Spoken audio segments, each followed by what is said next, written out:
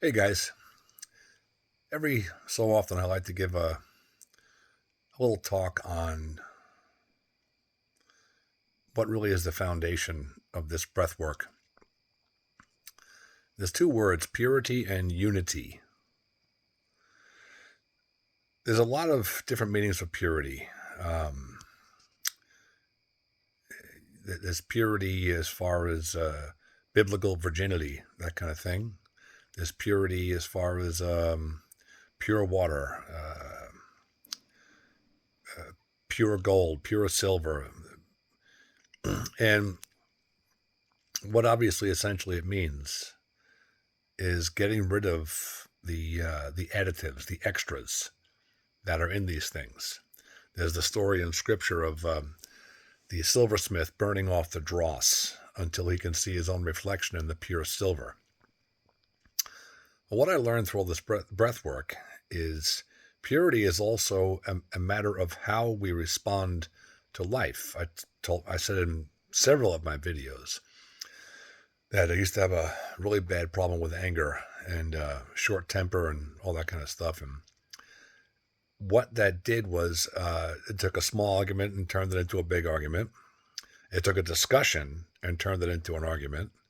And things like if I stubbed my toe or slipped on the ground or on the ice, hit my elbow, um, hitting my head, getting into a car, that's always a fun one. Well, the purity of that situation is that a discussion should remain a discussion. An argument should stay at the same level as it started. Stubbing your toe is just stubbing your toe. Hitting your head is just hitting your head. Anything that I add to it that comes from my past is taking the moment and turning it impure. The purity of stubbing my toe is ow, that hurts, my toe hurts. If I add into it anger and rage and son of a this and you, rah, rah, rah, rah, and it turns into something that is not purely stubbing my toe. And if someone says something that they didn't mean insulting, but I take it and turn it into something, that's because what I heard, I didn't hear purely. I heard it in connection with experiences in my life, and I added those experiences to my response, thereby adding in my own impurity.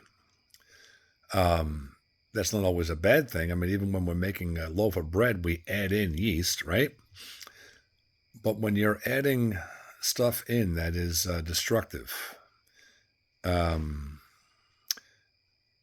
you're slipping on the ice and turning it into a yelling, screaming fit because you're angry that you fell. At least that's the way I used to be. And so this breathing, knowing how to move without adding in unnecessary tension. I'm picking up something with my arm. Why am I feeling tension in my back and in my knees and in my legs? I'm adding in tension, anticipating that I'll need all this tension to do the act. And you don't.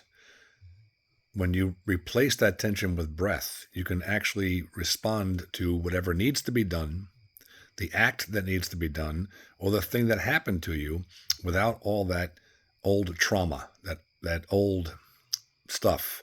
It gets rid of the additive, the tension, the buildup.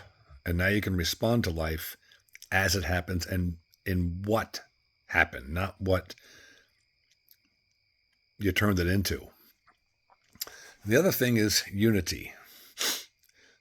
Well, if we look at breath as the thing that holds us all together in this universe, or at least on this earth, and we look at the breath of God trying to get into us, well, it's a state of being united, unity. And the more we get in touch with breath, at least for me, the more I feel united with God. I open myself up to hearing him and feeling the way he's leading me. And that turns everything I do into a unification with breath. And without breath, well, we don't last too long. So we might as well. And that's the way I look. I view God. Without him, well, obviously none of this would have happened.